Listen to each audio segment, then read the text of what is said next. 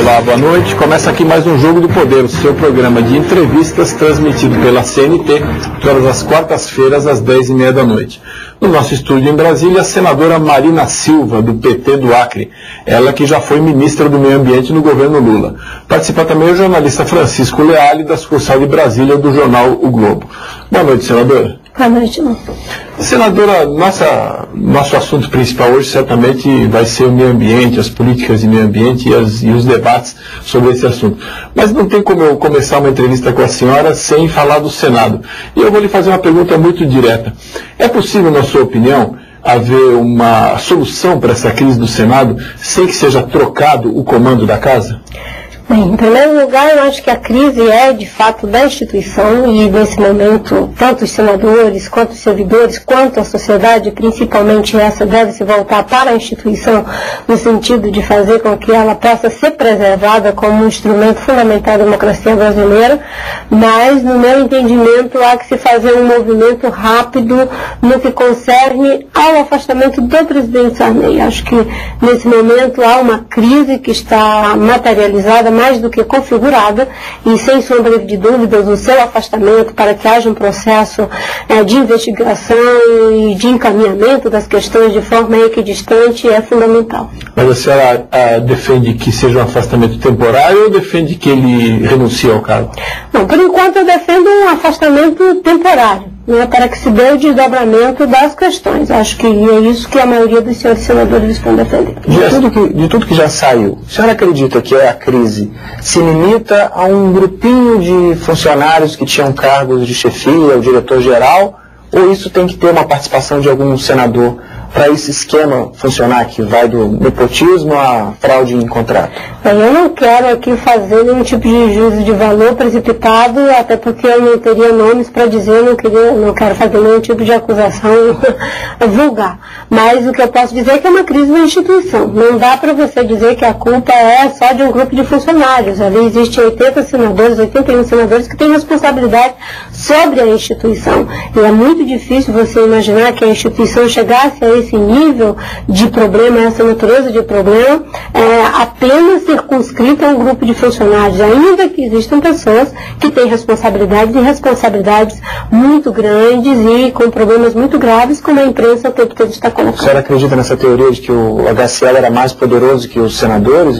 O ex-diretor-geral? Eu não gosto desse tipo de mitificações, porque às vezes elas vão para o, digamos assim, para a mitificação das coisas, no lugar da gente entrar no mérito das coisas. Eu até apresentei uma sugestão de que a crise é tão dramática que talvez o importante fosse nós estabelecermos, sem prejuízo das investigações, de tudo que precisa ser feito, um processo que eu chamei de instituinte, onde se pudesse chamar para a cena não apenas os senadores e os servidores, mas também representantes da sociedade, pessoas que são da área de ciência política, da academia, dos movimentos sociais, que têm uma contribuição a dar, aqueles que pensam também as instituições públicas, para que a gente possa instituir novamente o Senado brasileiro. E isso é algo que deveria acontecer como uma espécie de constituinte do Senado. Porque não basta você fazer uma mudança pura e simples sem mudar a fonte de onde jorram os problemas.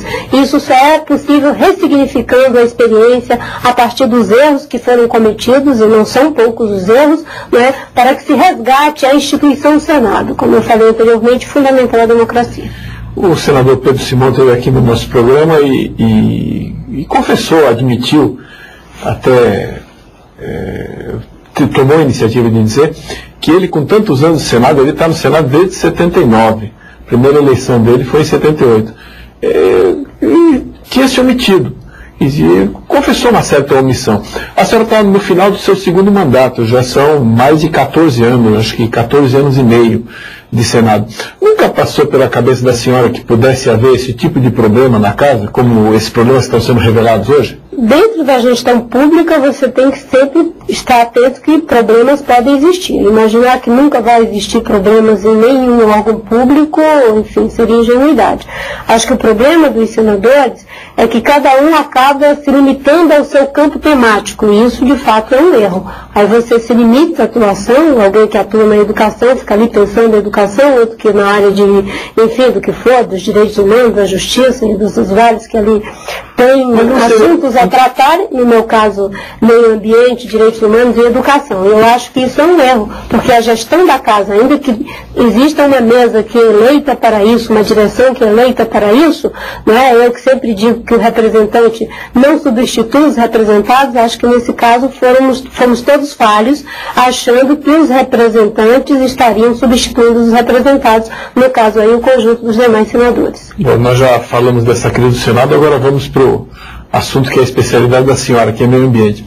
A senhora lutou em torno dessa medida provisória de legalização das terras na Amazônia e até batalhou para que o presidente Lula vetasse mais itens na proposta do que ele acabou vetando. Deixa eu lhe fazer uma pergunta objetiva. Não é bom para o país que haja uma legalização de terras na Amazônia? Não era pior a situação anterior, onde havia praticamente um faroeste e as pessoas não tinham perspectiva de se legalizar, o que fechava elas a porta para ter crédito e para uma série de benefícios que o Estado pode prestar às pessoas? Não é melhor a situação depois da medida provisória do que era antes da medida provisória?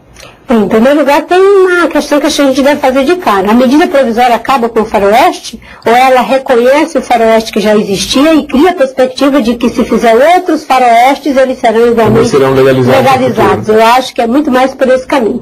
Porque a partir da ideia de fato consumado, dizendo, olha, o que está lá, vamos então agora regularizar, fazer, digamos, um marco zero. Não é assim que se trata os processos públicos, afinal de contas são 70 bilhões de reais, o equivalente a 70 bilhões de reais em patrimônio público, 67 milhões de hectares, que no meu entendimento não havia necessidade de ter feito dessa forma.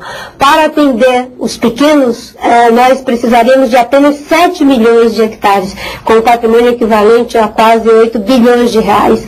Como se fez o recorte até médios e grandes, isso foi para 67 milhões de hectares, com um patrimônio equivalente a quase 4 bancos do Brasil. Mas a ideia, então, a ideia original da MP estava errada, a história de anistiar todo mundo e dar um prazo para você receber o título e depois até poder vender. Então, essa ideia original está errada? Não, existem muitas coisas que estão erradas na MP. Primeiro, o processo.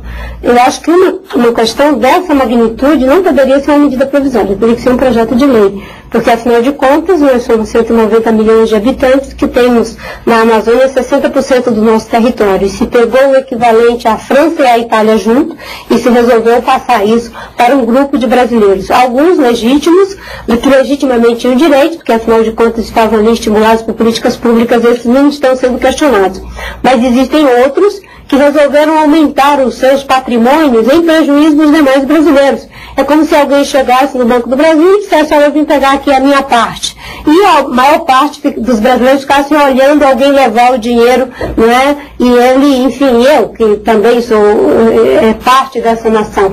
Foi isso que foi feito em relação a esses 70 milhões de hectares. Então, tem um problema de origem. O segundo problema é, no meu entendimento, o recorte. Não precisava ter ido acima de 4 módulos fiscais.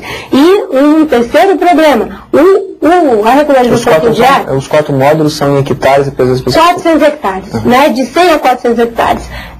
O outro problema diz respeito à questão da regularização propriamente dita. A regularização ela é boa, é desejável para pôr um freio de arrumação dentro de uma estratégia de ordenamento territorial e fundiário. Isso estava no plano de combate ao desmatamento, desde o início, quando foi lançado em 2004, existiam 3 eixos: combate às práticas ilegais, ordenamento territorial e fundiário, dentro do qual estaria a regularização fundiária e apoio às atividades produtivas sustentáveis. Só andou o eixo do combate às práticas ilegais. O ordenamento territorial e fundiário andou muito pouco, mas andou alguma coisa. Afinal de contas, foram inibidos mais de 37 mil propriedades ilegais, foram criados 24 milhões de hectares de unidades de conservação, foi feito algum esforço no sentido de fazer esse ordenamento.